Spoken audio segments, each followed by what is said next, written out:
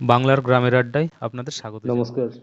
আজকে একটি সুপ্রিম কোর্টে রায় বেরিয়েছে 3929 এর উপরে, যে জাজমেন্ট ছিল সেখানে অনেক হয়তো এটা মনে করছিলেন যে বর্তমান যে প্যানেল 2022-এর প্যানেল সেটার উপর কোনো স্টে পড়তে পারে, কিন্তু না, কোনো স্টে পড়েনি।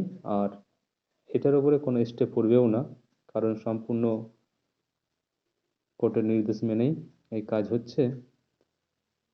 সেক্ষেত্রে এই নিয়োগটা অবশ্যই হবে।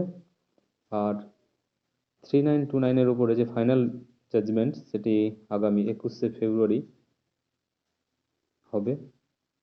সেদিনই জানা যাবে 3929-এর ভবিষ্যৎ অ্যাকচুয়ালি কি হতে চলেছে।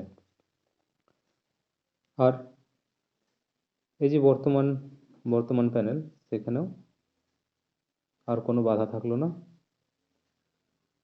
যে সমস্ত চাকরি প্রার্থীরা প্যানেলে নথিভুক্ত হয়েছেন তাদের জন্য এটা একটা বড় সুখবর। আর আপনারা প্রস্তুত হয়ে যান, কি কি কাগজপত্র লাগবে সেটার দিকে ফোকাস রাখুন। আর কোন স্কুল চুজ করবেন এরকম একটা চিন্তা ভাবনার মধ্যে আপনারা নিয়ে প্রস্তুত হয়ে যান। ধন্যবাদ।